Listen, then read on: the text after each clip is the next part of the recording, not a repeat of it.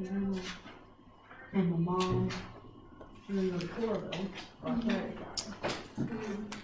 So we'll go ahead and start. I know I heard from Taylor, family issues and not feeling well and running late if he comes. So that's all I know.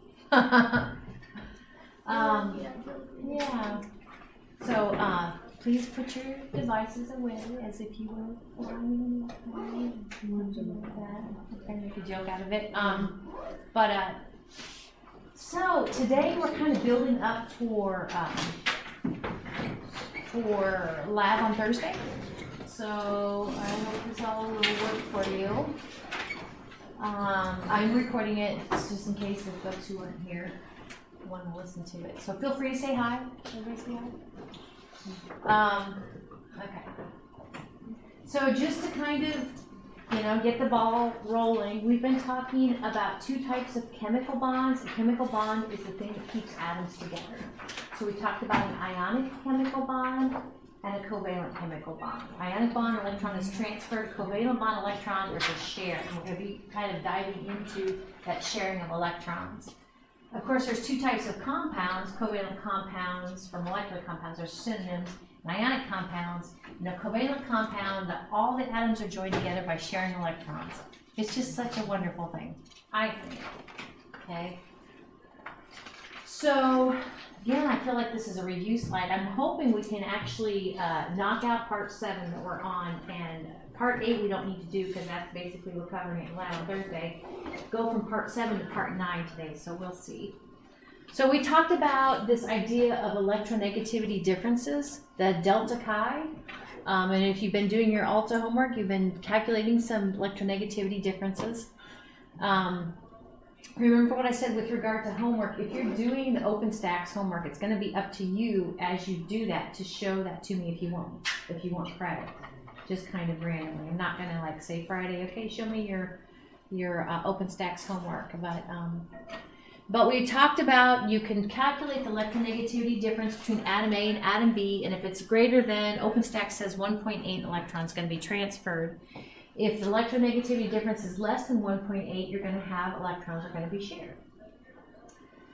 Here are the chi values. Here are the electronegativity values of some select nonmetals. And so for these, hopefully you can take any one. You can take any pair of atoms, and if you were to look at the difference, you're going to see electrons are going to be shared because the electronegativity difference will be less than 1.8. Okay. Electronegativity, remember, increases across the group from left to right, and electronegativity increases from the bottom up the group. Okay. All right. And again, it feels like we've already talked about that, which is good. We've been talking about this rare gas configuration, especially with ions. We said that the atoms want to pick up electrons if they're nonmetals to get the rare gas configuration in the same period, or if they are the metals, they're going to kick off an electron or 2 or 3 to get the rare gas configuration in the period before it. So we're not talking about ions, though. We're not talking about ionic bonds. We're talking about covalent bonds where electrons are shared. So I'm just going to kind of I'm going to draw what's called a Lewis structure for water. So of course water is H2O, and if I were to kind of look at how many valence electrons the hydrogens have, I'll kind of get my water going here. I'll put the oxygen in the middle, 2 hydrogens, one on the left, one on the right. I would say that hydrogen has 1 valence electron. Heck, it only has 1 electron in its valence. So those X's represent the electrons coming from the hydrogen. Now oxygen, valence electron-wise, I would find it in group 6A, so I would actually give it 6 valence electrons. So here we go, 1, 2, 3, 4, 5, 6. So as I've drawn it, actually, this water molecule would look like this. I have an oxygen in the middle. I have a chemical bond, a chemical bond there and a chemical bond there. It's not a hydrogen bond. But these dashes represent these electrons being shared. And my point here is that you can see a couple of electrons are shared to make that bond. Oh, I guess I'll go ahead and show my 2 lone pair electrons. Okay, there's a water molecule Lewis structure. 2 electrons are shared to create that covalent bond. And so when we're talking about the sharing of electrons, that's it. This actually I like this slide, it talks about double dipping. So honestly, these 2 electrons, it just so happened that one came from the hydrogen, one came from the oxygen. Those pair of electrons are joint custody for the oxygen and they're joint custody for the hydrogen. Now I'm going to go ahead and draw kind of a circle around that oxygen atom.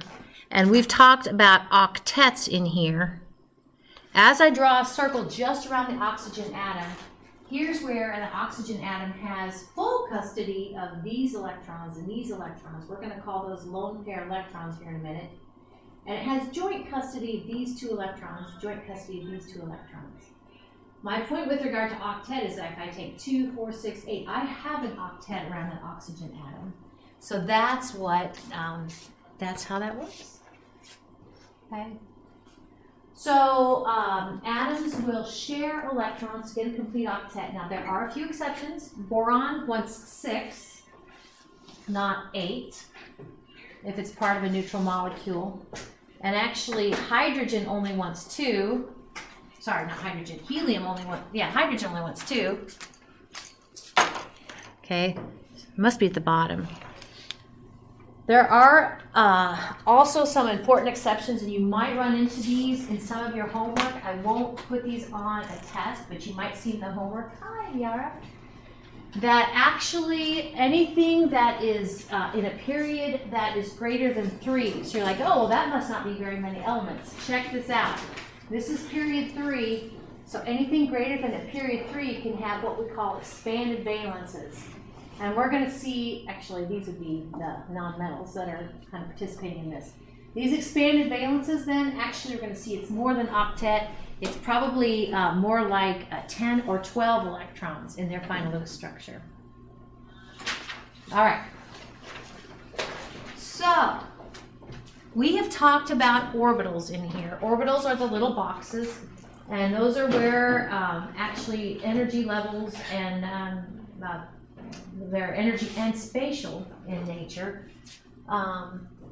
But we're going to see that actually another orbital, not an atomic orbital, but a bond orbital is created between atoms. So I'm kind of getting ahead of myself a little bit, but I brought some compounds in here to show you. The black balls are carbon atoms and the white balls are hydrogen atoms. So I like this because actually this little gray here is showing you a bond orbital. That little gray is showing you where 2 electrons are keeping those 2 carbons together. I think that is so cool. So this says, and we'll be talking more about this, but this says that this bond orbital is formed by the overlap of 2 atomic orbitals. So the way I like to think of that is if I think of the nucleus of atom A being at my elbow here, the nucleus of atom B being at this elbow here, then these would be atomic orbitals, an orbital from atom A, an orbital from atomic orbital from atom B, and they literally, you'll see this in some pictures, they literally overlap each other. And right here where they overlap, that's the bond orbital, and that is where the 2 electrons that are connecting them are going to be. Okay, the joint custody. It's joint custody and also keeps them connected. This nature of a covalent bond is so important in chemistry. This says this, the more, there's different degrees of overlap. The more they overlap, the stronger the bond.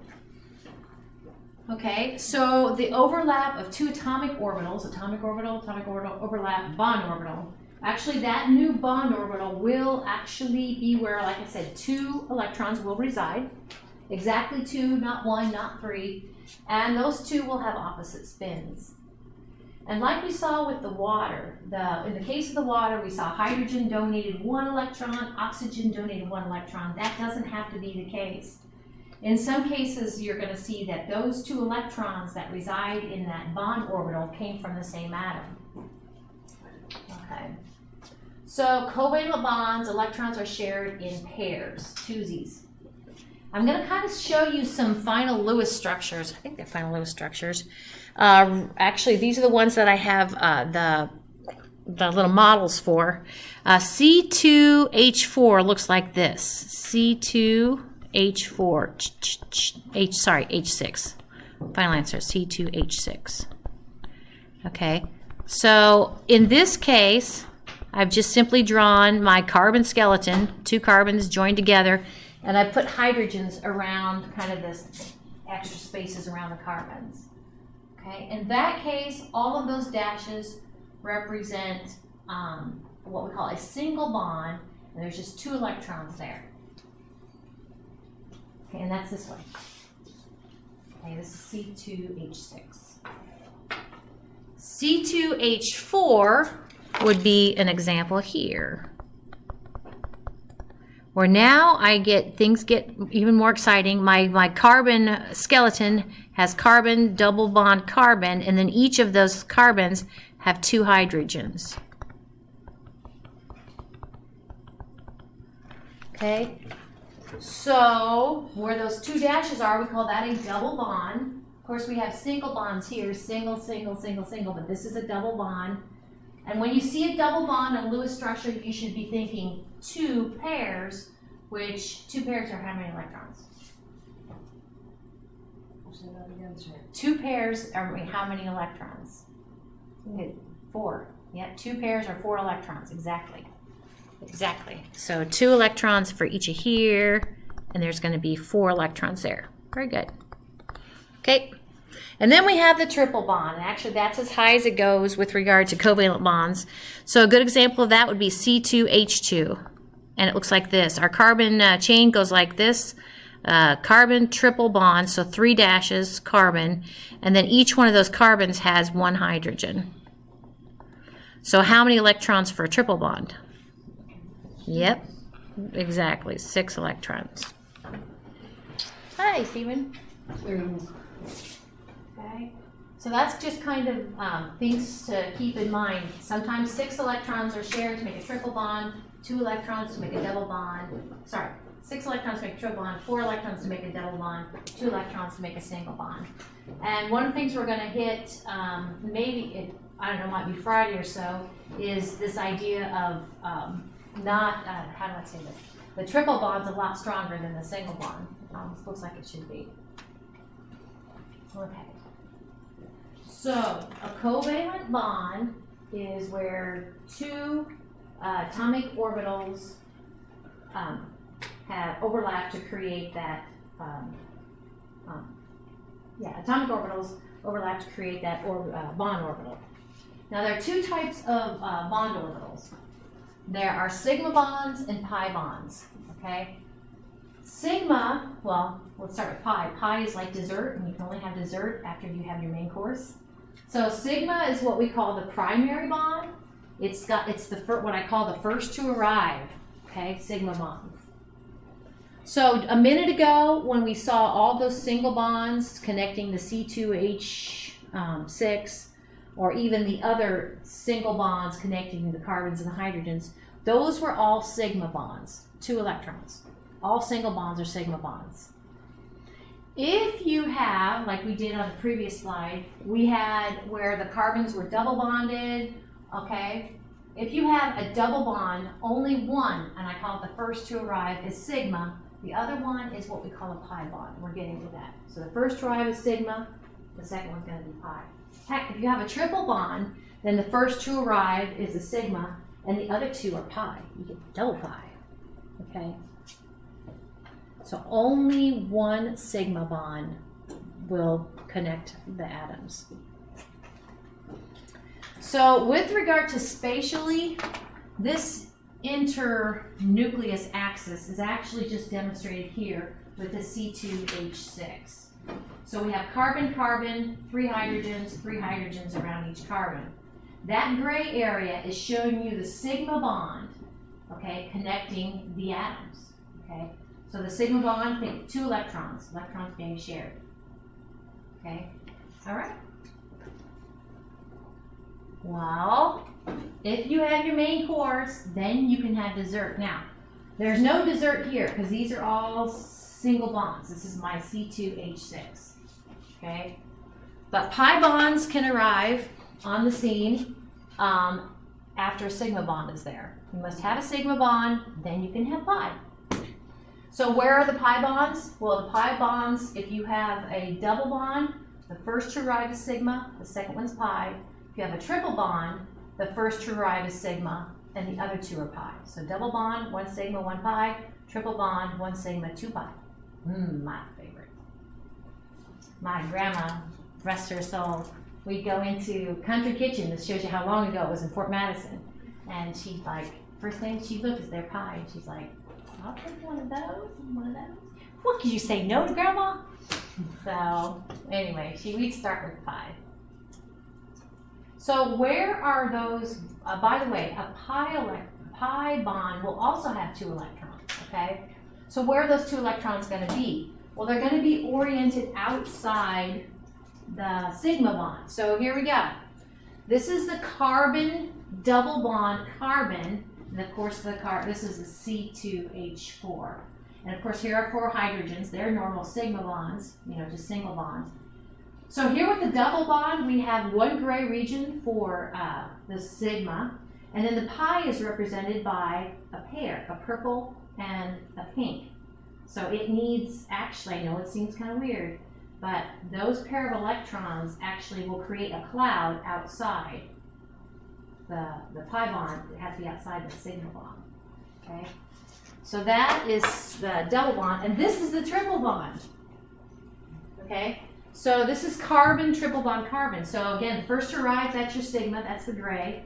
That is the internuclear axis where those 2 electrons are going to be shared. The other, the pi, we need 2 pi. So here's 1 pi and here's 1 pi. I call this kind of the hot dog configuration of a molecule, the triple bond, okay? So I think that is cool. Okay, so just to kind of reinforce what we've been talking about. A hydrogen and a chlorine, it's close, but an electron is, I guess, not transferred, electrons shared. So that is a sigma bond, no pi bond, right? Here we have an oxygen molecule. Since it's a double bond, we have 1 sigma, 1 pi. Example of a triple bond would be nitrogen. So nitrogen, triple bond nitrogen. And we'll talk more about these little dots. These actually are called lone pair electrons. These guys, and they come in pairs. So these are all lone pair electrons. But I kind of already talked to you a little bit about things wanting to get a complete octet. Let me see if I can. No. Can you see where if I have 2 electrons here, if I draw a circle around my chlorine atom, does it have 8 electrons? Yeah. 2, 4, 6 of its own, and it shares 2. And I can, skip over here to either nitrogen atom. I'll go ahead and draw a circle around that nitrogen. It's sharing 6 with the 1 nitrogen. It has 2 of its own. So sharing 6, 2 of its own, it's got 8. So that's that complete octet. That is just a wonderful thing when atoms get together and share electrons. And we'll ultimately be able to kind of find out how to draw those structures. Now this is one of those where I say, don't blame me, okay? So, because I feel like in chemistry, although these terms are related, these topics are related. We've talked about valence electrons, and you can find the valence electrons for the group A elements just by looking at the group number. So carbon has 4 valence electrons, nitrogen, these guys 5, 6 valence electrons, that sort of thing. The valence of an atom is not that. The valence of an atom, I usually say, is how many times an atom wants to reach out, okay, if it's in a neutral molecule. Now, when I talk about reach out, what does that reach out mean? It means these covalent bonds we've been talking about. How many sigma and pi bonds will an atom usually form in a neutral molecule? That's the valence of an atom. So sorry about that. Yeah, valence electrons different than the valence of an atom. I'm qualifying it to say how many sigma and pi bonds will an atom form in a neutral molecule. I'm qualifying it that way, okay? So the easy little way to remember that is for the group 4A through 8A, okay? Basically, you take 8 minus the group number. I'm gonna show you a list here in a minute. 8 minus the group number. So, like if I was gonna pick on sulfur, sulfur is 6A, so we take 8 minus 6, so we expect sulfur to reach out twice. If I was gonna pick on carbon, carbon's 4A, 8 minus 4 is 4, so we expect it to reach out 4 times. There are a few exceptions. Hydrogen will only want to reach out once. Don't go loading your hydrogen up. In the Lewis structure, you're going to see it just forming 1 sigma bond. And boron, remember, it wants 6 electrons around it usually, so it will reach out 3 times, generally speaking.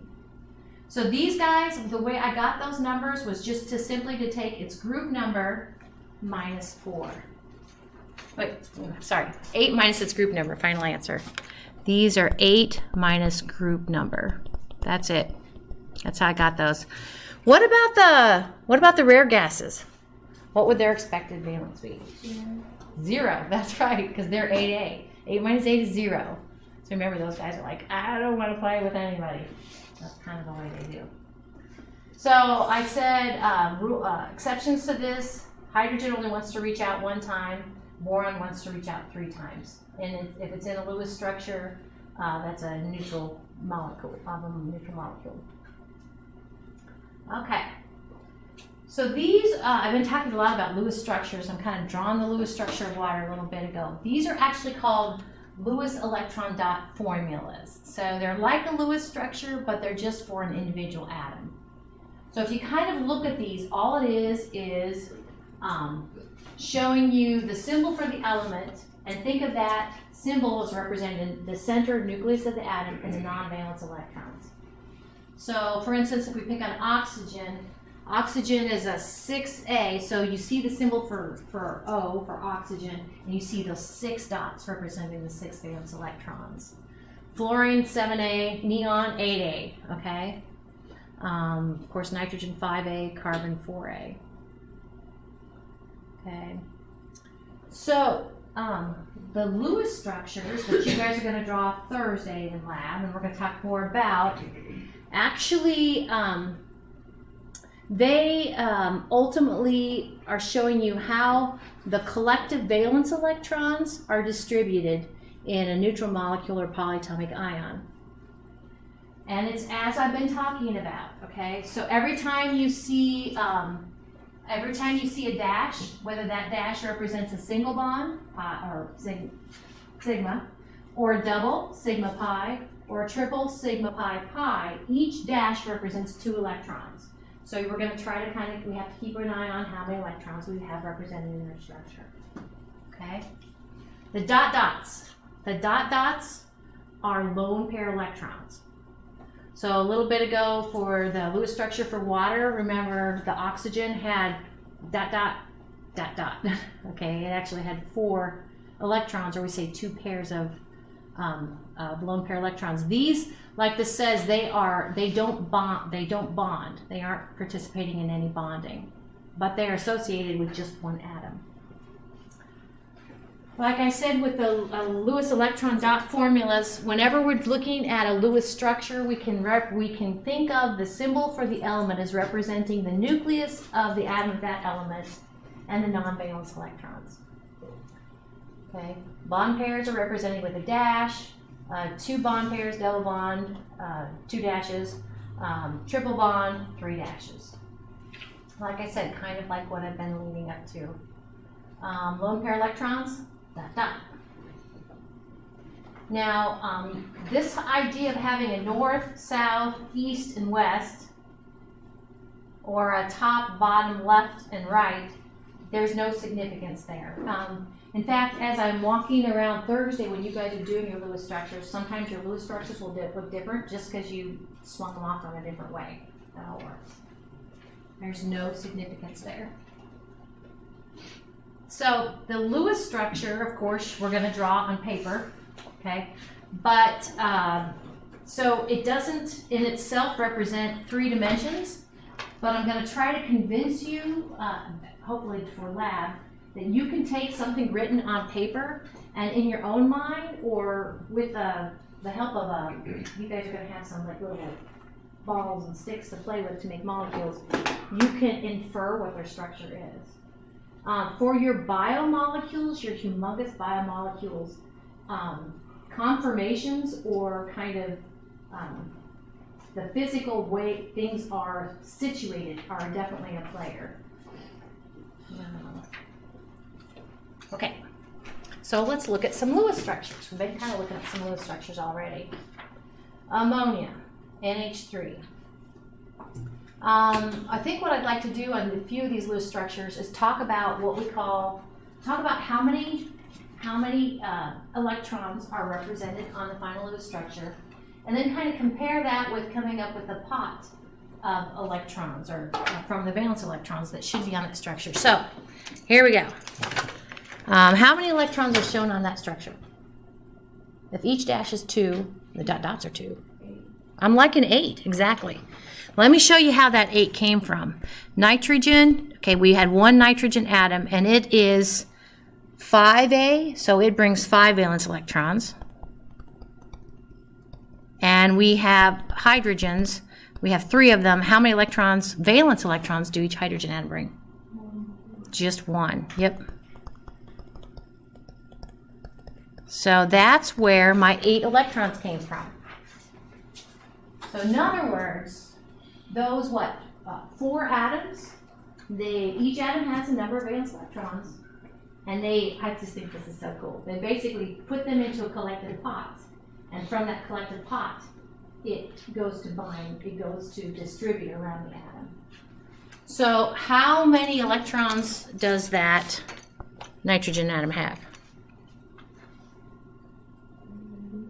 8, yep. It's sharing, 6 with each of the hydrogens, It's got 2 of its own. So 6 plus 2 of its own, that's 8. Perfect. Let's kind of do a similar thing here. How many electrons on this dot? How many electrons on this final Lewis structure?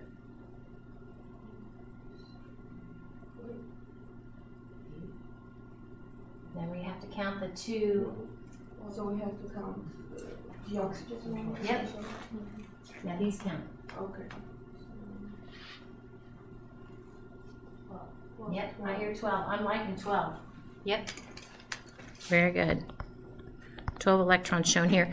So if we go with, let's see, hydrogens, there are 2 of them. They each bring 1 electron. Carbon, there's only 1. And how many electrons does it bring?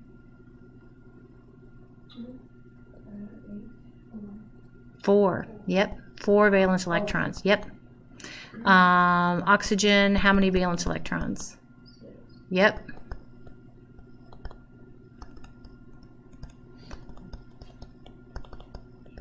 Getting kind of messy up here. Okay, but I mean, that's just how it works.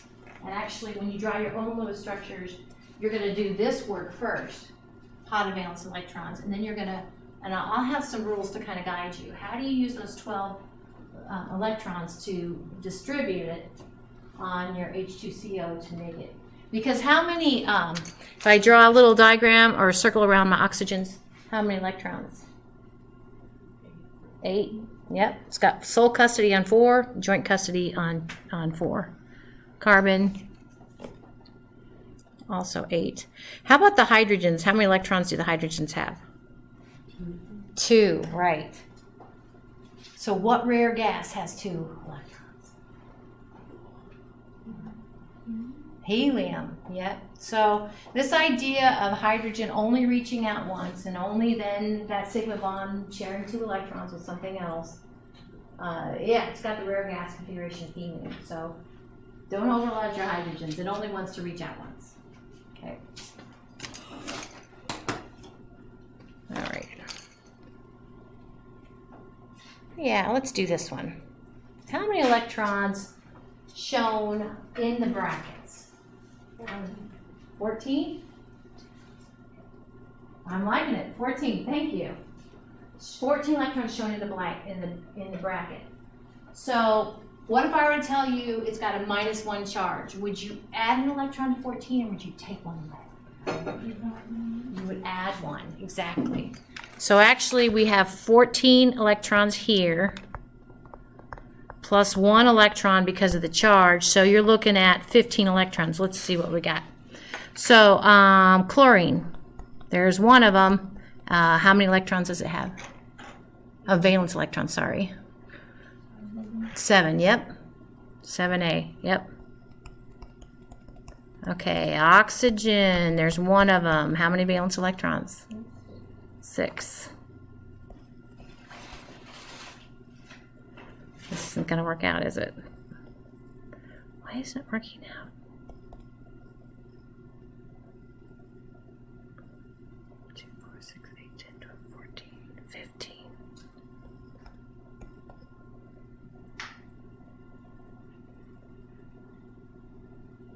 Let's give you 13. 14, 15.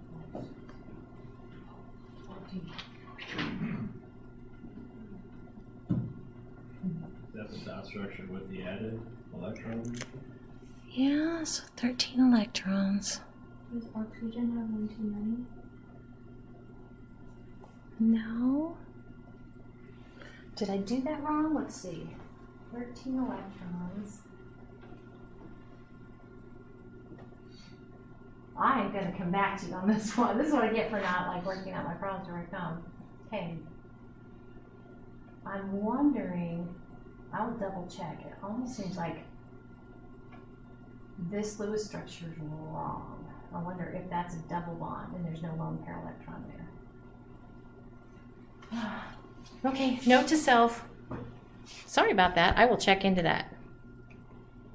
Okay. Hold that thought.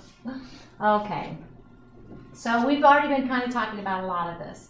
Are there exceptions to an octet? Yes. Boron will want 6 usually, or yeah, it will want 6 electrons around it. It's a neutral molecule.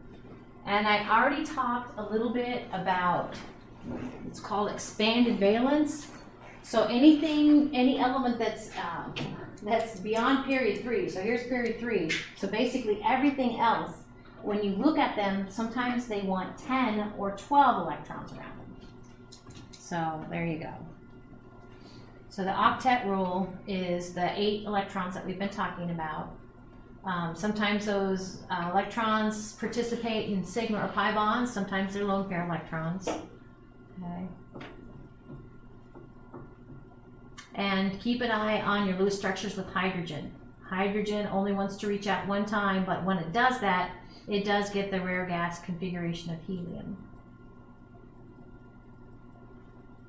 Okay, so what we're going to be doing Thursday, and probably just introduce it Thursday, is how do we draw our Lewis structures? We come up with the pot of valence electrons. We see how the atoms are going to be arranged. I'll kind of give you hints about that. We're going to draw our initial sigma bonds, first to arrive, 2 electrons represented by each of those sigma bonds. We're going to go ahead and distribute any extra electrons as lone pair electrons. They won't all stay as lone pair electrons because some of those lone pair electrons will need to, what I say, swing in to make a secondary pi bond. Okay, so that's kind of an overall look ahead at Thursday. So part 8 will be covered in lab. And so with 10 minutes or so, I'm going to do a little bit of part 9. Part 9, I don't know if you're a slide counter, but my slides for part 9 said like 58 or something like that. I'm like, really? So we need to make a dent in part 9 so we can kind of wrap it up for lecture or for lab. Okay? So again, we won't be coming back to part 8. Part 8 will be covered in lab. This is part 9.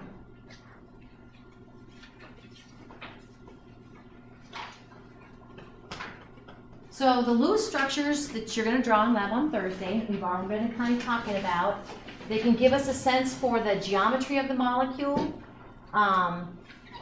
They can give us a direct take on what we call electron pair or structural geometries, which is different than molecular geometries. I'll have to kind of, these are different. The geometry of the molecule versus electron pair structural geometries. Hold that thought. We can get, if we can get a 3D sense of it, we can get bond angles, which is nice. We can get the polarity of the molecule, something called orbital hybridizations, which we should be talking about momentarily. This bond order, don't let that throw you off. If I were just to say bond order, your options are 1, 2, and 3, you might say, well, I bet that's a single, double, and triple bond. You're right. Those are bond orders. You can pick those off of Lewis structure. Oxidation numbers we'll be talking more about later, oxidation and chromal charges. So skip the next 10 slides for now. We're going to get down the road. We're going to come back to bond strength and bond length. You should do fine with that. So that should bring you clear up to this one. It's called orbital hybridizations. So a few things. We've been talking about orbitals. We've been talking about atomic orbitals with your coming up with your electron configurations. And we've also been talking about bond orbitals more recently. If I were to ask most people what they think of when they think of hybridizations, I think of like genetics and plants and things like that, where if you take two plants and you want to try to get a certain characteristic, these would be our parents, and then the child would have characteristics of the parents. That is exactly what we're talking about when we talk about orbital hybridizations. See what you think. So we have been talking about there's different types of orbitals, different types of subshells. Probably before you came into this class, you understood the concept of maybe an S-type orbital, a P-type orbital, a D and an F. Maybe hopefully you know a little more about how that works. Okay? But what happens is that a given atom will take two of its atomic orbitals, not a bond orbital, two of its atomic orbitals, and it will put them together, and it will spit back out hybridized orbitals. It just doesn't. Okay? So I want to focus a minute on what if an atom took its s orbital, one of its s orbitals, and took one of its p orbitals and spit back something. That thing that it spit back would be its child. In fact, I'm showing kind of two, because if it took one and one, if it took one s and one p, it would spit back out two hybridized orbitals. These children would have characteristics of their parents, which was an S and a P. Okay. As we get rolling, actually, we're going to throw in a D. Okay, S, P, and D are possible for an atom to go ahead and take its orbitals, its atomic orbitals, hybridize them, and spit out hybridized orbitals. Phew, bless you. It definitely happens. Okay. So here are some general. That's laying the foundation. Here are some kind of general rules. I mentioned that if I take one of my S and one of my P, then I have to give my two hybridized orbitals. That's it. There will always be the same number of hybridized orbitals formed as the number of unhybridized orbitals that participate in the hybridization. Okay? Here's one for you, and this goes back to, again, genetics. You would expect the children to have characteristics of their parents. And so, and this is where genetics falls apart, because you can't have like three parents. But if you could have three parents, you can. Do cats have three parents for their kittens sometimes? Anyway, what happens if you have one S and two P, then actually your children are going to have more characteristics of the P. Okay. Now, don't forget, we talked about an S-type orbitals will be spherical, P-type will be dumbbell-shaped, right? And then D-type gets some kind of strange things going on with regard to their cloud. You're going to see that coming up here in a minute. So another thing is that the things that the parents spit out will be identical. Those hybridized orbitals will be identical. Now, here's another important thing. If you want to put a star next to this one, you probably, bless you, you might want to. In fact, I think I broke this up in my slides last semester a little bit differently.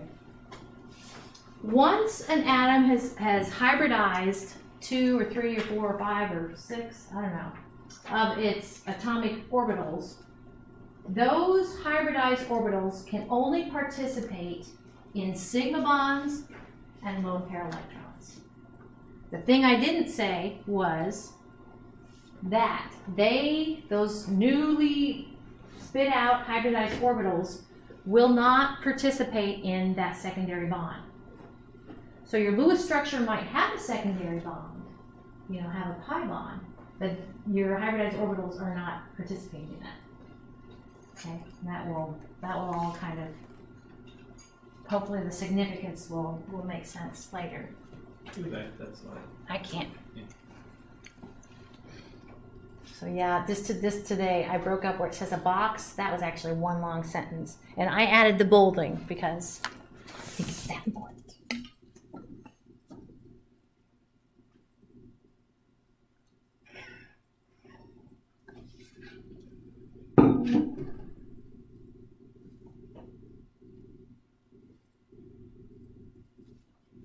So not that pies aren't important, secondary bonds aren't important, because they are in getting octets and all that.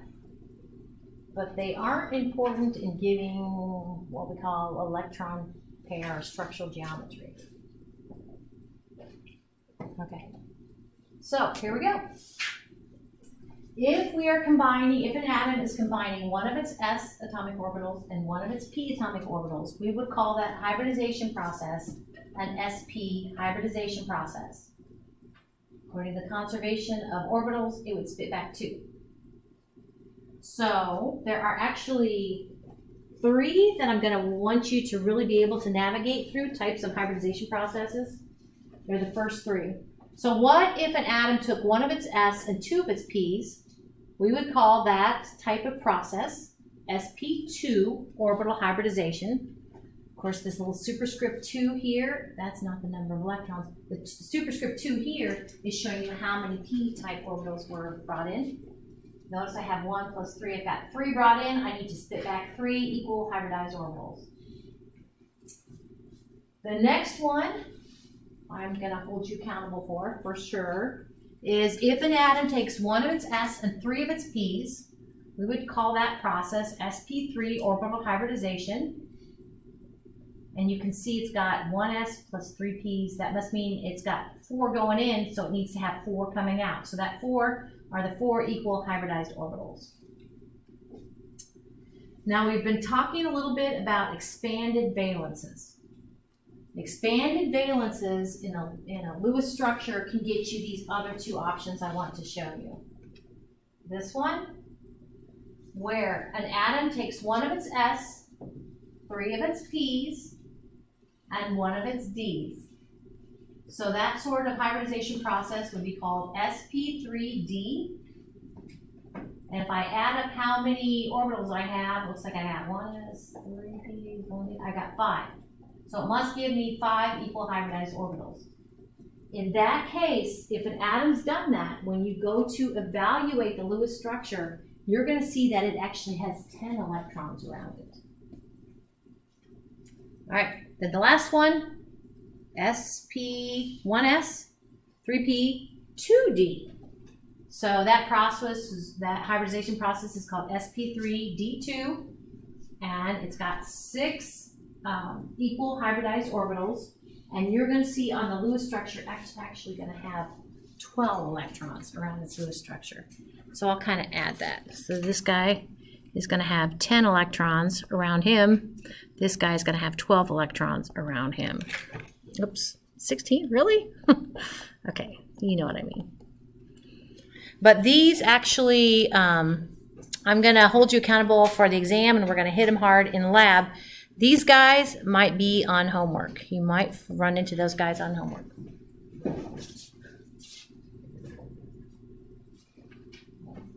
So I've been talking about these children of these hybridized, these parents, they're all equal. And I'm going to show you an example of how we know that they're equal. So for instance, if we look at methane, we have a central carbon atom and it's got 4 hydrogens. This is the Lewis structure of methane. We can,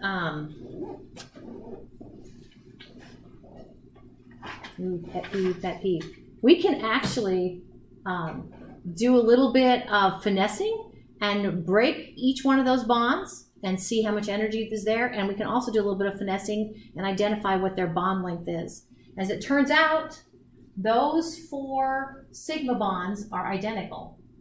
So what's the significant there? Well, if we go back to carbon, it actually has this structure with regard to its electrons, this electron configuration. You'd be like, well, which electrons here participated in that sigma bond? Well, what carbon does is actually promote one of its electrons from the 2s up to the 2p, and you could start to kind of see maybe what's going to happen. It's going to take this 1s and these 3p and hybridize them to get 4 equal sp3 hybridized orbitals. So I will pick up here, take a running start at it on Wednesday. So be here before we go. What's that? Today is Monday. Today's Monday. For you? I actually started. Oh, yeah. But I'm not sure that I'm doing it. Okay. You want to give this to Stephen? I'll take it. So this was for that one. And then these are for PR too. You cut these out, they're flashcards, and just show them to me, you get 50 extra credit points for a one over. Watch the Wednesday lecture, but are we doing any type of like get together again in the last section? I'm still. Is there anything maybe we can get together just kind of go over some review some stuff? As a Sometimes. class, you mean? No, 'cause I need to run it up for the Friday lecture too. Just let me know. Okay, so just like one day probably. Like next week. So, today's Monday. Mhm. Usually on Tuesday, but I'm probably not. Yeah.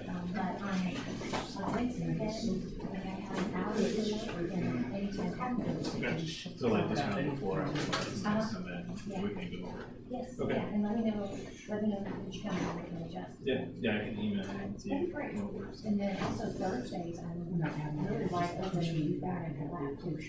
That might work better. Yeah, yeah, and Friday. Okay. All right, sounds good. Thanks, Ms. Snipes. You're welcome. Stop. Hold that down.